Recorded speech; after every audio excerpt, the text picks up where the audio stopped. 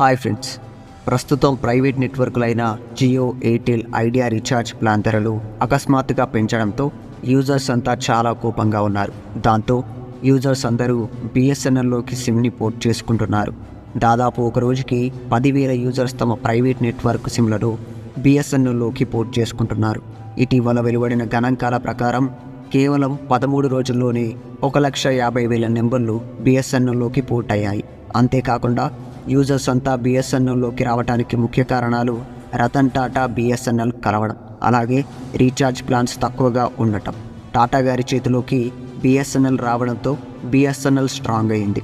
కానీ బిఎస్ఎన్ఎల్లో 3G network మాత్రమే ప్రస్తుతం కొనసాగుతుంది. అయినా కానీ ప్రతి మారుమూల గ్రామాలలో అప్పటి నుండి ఇప్పటి వరకు కొంతమంది బిఎస్ఎన్ఎల్ని వాడుతున్నారు. అలాగే కొన్ని చోట్ల 4G నెట్వర్క్ని కూడా అమర్చారు. అయితే బిఎస్ఎన్ఎల్ తక్షణ కర్తవ్యంగా 5G నెట్వర్క్ని అందించబోతున్నారు. ప్రభుత్వ ఒప్పందం ప్రకారం బిఎస్ఎన్ఎల్లో ఎంటీఎన్ఎల్ కూడా చేర్చబడుతుంది. ఎంటీఎన్ఎల్ అనగా మహానగర్ టెలిఫోన్ నిగమ్. నేటికి ఇది ముంబై, ఢిల్లీ నగరాల్లో ఆధిపత్యం చెలాయిస్తుంది. నిజానికి ఇది బిఎస్ఎన్ఎల్ కంటే ముందే స్థాపించబడింది. నేటికి ఈ ఎంటీఎన్ఎల్ కొన్ని ఇతర రాష్ట్రాలలో కొనసాగుతుంది. టెలిఫోన్ ఉనికి ఉన్నప్పటి నుండి స్థాపించిన సంస్థ. ఎలాంటి ఎక్కువ పెట్టుబడి లేకుండా బిఎస్ఎన్ఎల్ మరియు ఎంటీఎన్ఎల్ కలిసి అసైన్మెంట్ ప్లానింగ్ పొందుపరిచారు. ఇలా చేయడంతో బిఎస్ఎన్ఎల్లో ఎంటీఎన్ఎల్ కలిసి 5G నెట్వర్క్ పని మరింత వేగంగా పూర్తి చేయబోతున్నారు. స్వయంగా భారత టెలికాం మంత్రి అశ్విన్ వైష్ణవే 5G నెట్వర్క్ లాంచింగ్ తేదీ గురించి వెల్లడించారు. రాబోయే 6 నెలల్లో బిఎస్ఎన్ఎల్ 5G నెట్వర్క్ని అందుబాటులోకి తెస్తామని చెప్పారు. అంటే 2025లోనే దాదాపు 200 నగరాలకు పైగా 5G నెట్వర్క్ని అందించడానికి సన్నాహాసాలు చేస్తున్నారు. అయితే ముందుగా బిఎస్ఎన్ఎల్ 5G నెట్వర్క్ని అందించే ప్లాన్ ఏ విధంగా ఉందంటే, ఇప్పటికే ఉన్న 4G నెట్వర్క్ టవర్ల నుండి ఈ పని ప్రారంభమవుతుంది. ప్రస్తుతం ఎక్కడైతే 4G నెట్వర్క్ టవర్లు లేవో అక్కడ వాటిని ఏర్పాటు చేస్తారు.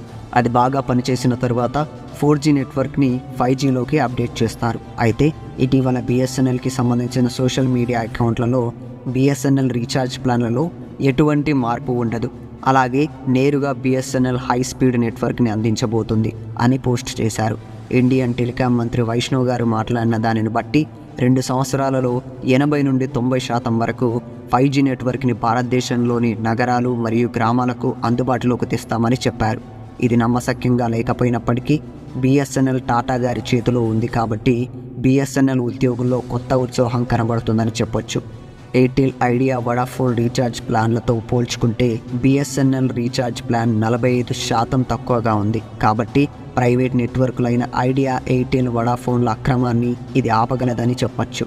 అంతేకాకుండా ఇప్పటికీ బిఎస్ఎన్ఎల్ 2G, 3G సిమ్లను వాడుతున్న పాత కస్టమర్లకు ఉచితంగా 4G సిమ్లోకి మార్చుకోవడానికి బిఎస్ఎన్ఎల్ అవకాశం ఇస్తుంది. దీంతో ప్రైవేట్ నెట్వర్క్స్ అయిన ఎయిర్టెల్, ఐడియా, వోడాఫోన్లు భయపడుతున్నాయి. అయితే ఈ ప్రైవేట్ నెట్వర్క్లకు ఉన్న ఒకే దారి రీఛార్జ్ ప్లాన్ల మీద దృష్టి పెట్టి మళ్ళీ అప్డేట్ చేయాలి, తక్కువకి మార్చాలి. లేదంటే ప్రతి ఒక్కరు బిఎస్ఎన్ఎల్లోకే మారిపోతారు. అయితే ఈ ప్రైవేట్ నెట్వర్క్లు అయిన ఎయిర్టెల్, ఐడియా, వోడాఫోన్లు బిఎస్ఎన్ఎల్కు ప్రస్తుతం ఖచ్చితంగా తలవంచాల్సిన పరిస్థితి ఏర్పడింది. అంతేకాకుండా ప్రభుత్వం కూడా బిఎస్ఎన్ఎల్ 5G నెట్వర్క్ మీద మొగ్గు చూపుతూ సహాయం చేస్తుంది. మరి ఈ విషయంపై మీ అభిప్రాయాన్ని కామెంట్ చేయండి. అలాగే మా ఛానల్ని సబ్స్క్రైబ్ చేసుకొని బెల్ ఐకాన్ని క్లిక్ చేయండి. ధన్యవాదాలు.